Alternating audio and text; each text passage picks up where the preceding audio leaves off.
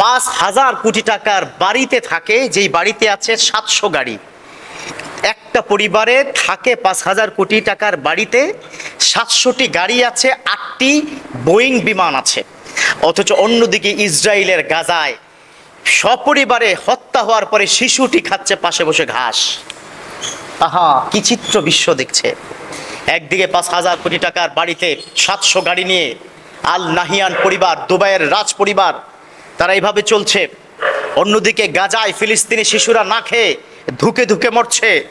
বিশ্ববাসীর এই দৃশ্য এতটা করুণ, এত ভয়ঙ্কর, কাল কিয়ামতের ময়দানে এই আল নাহিয়ান পরিবারকে আল্লাহ পাক এমন পানিশমেন্ট দিবে, তোমার পাশের ফিলিস্তিনে ছোট্ট শিশু ঘাস খেয়ে বেঁচে আছে, তুমি 5,000 কোটি টাকার বাড়িতে 700 গাড়ি নিয়ে 8টা বোয়িং বিমান নিয়ে আছো, তোমাকে আল্লাহর কাঠগড়ায় দাঁড়াতেই হবে। কথা বলুন ঠিক কিনা? কোথায় মানবতা?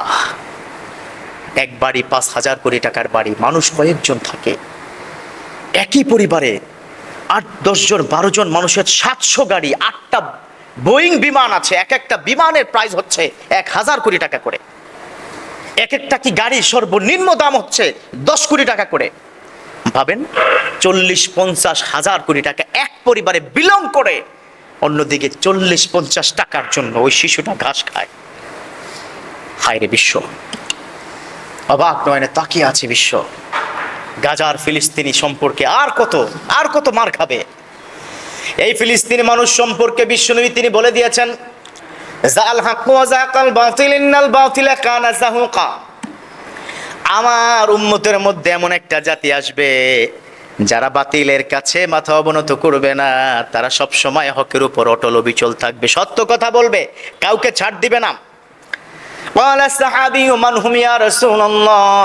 সাহাবীরা জিজ্ঞাসা করলেন, ও আল্লাহর নবী, তারা কারা যদি আপনি দয়া করে বলতেন? বিশ্বনবী বললেন, ওহুম আসহাবুল ফিলিস্তিন ও আকনাফুল ফিলিস্তিন দাখালাল্লাহু ফিল জান্নাহ।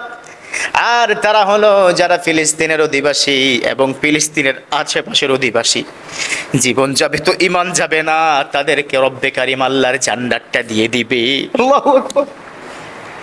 7 বছরের ছোট্ট শিশুটা, মৃত শিশু, তার বোনের পাশে, বোনের দুটো হাত নাই, পাশে তার প্রিয় ছোট বোনের লাশ যখন তার সামনে দিয়ে যায়, ওই শিশুটা মুখ থেকে বিড়বিড় করে বলে, ও বোন, তুমি তো জান্নাতে চলে গেছো, আমি খুব তাড়াতাড়ি তোমার সাথে সাথে জান্নাতে আসতেছি। আল্লাহু আকবার। অথচ দুবাইয়ের আল নাহিয়ান পরিবার, তুমি 30,000 কোটি টাকা বিলং করে গাড়ি বাড়িতে বিমান নিয়ে ঘরে তুমি থাকো, অথচ অন্যদিকে গাজায় শিশুরা এভাবে নীরবে হত্যা হয়ে যাচ্ছে, সারা বিশ্ব তাকিয়ে আছে। ধিক্কার জানাই তোমার এই সম্পদকে। এই সম্পদ কি হবে এটাও কিন্তু বিশ্বনবী বলে দিয়েছেন। ইদা মাতাল ইনসান, যখন মানুষটা মারা যাবে, যখন সে দাখালাহু ফিল কুবুর, যখন সে কবরের মধ্যে প্রবেশ করবে, ওই মানুষটা কবরে যখন যাবে, তখন টোটাল সম্পত্তিটা সাপের মতো পুরো বডিটাকে পেঁচিয়ে বলবে, আমি আনা কানজুকা ওয়া আনা মালুকা। ও শোনো মানুষ, আমি তোমার সেই সম্পদ, যেই সম্পদটা তুমি পৃথিবীতে ভোগ করেছো, রেখে আসছো, সেই সম্পদ, যে সম্পদ তুমি পৃথিবীতে রেখে এসেছো, অন্যের উপকারে তুমি আসো নাই। গাজায় হাজার হাজার মুসলিম হত্যা হচ্ছে নির্মম ভাবে, অথচ তোমার সামনে বিশাল আস্ত উট, আস্ত দুম্বা 2 লোকমা খেয়ে ফেলে দেয়। এই জন্য বলবো, প্লিজ একটু মানবিক হওয়ার চেষ্টা করেন। আলহামদুলিল্লাহ, আমার দেশের মানুষরা যেভাবে নেতা হুয়ান তার বিরুদ্ধে সোচ্চার, গাজা এই যুদ্ধ stop genocide, stop fighting, stop the war, যেভাবে আমরা সব জায়গায় বলি, আলহামদুলিল্লাহ দেখবেন ক্রিকেট স্টেডিয়ামে আমাদের দেশের অনেক ইয়াং পিপলরা তারা কিন্তু প্লে কার্ড নিয়ে সেখানে হাজির হয়। This is call Iman. Ability নেই, জবান তো আছে, প্রোটেস্ট করো। মান রাআ মিনকুম মুনকারান ফালিয়ুগাইয়িরু বিয়াদি ফা ইন লাম ইস্তাতি ফা বিলিসানি ওয়া ইন লাম ইস্তাতি ফা বিকলবি ওয়া যালিকা আদাফুল ঈমান। ভোকাল হতে হবে প্লিজ।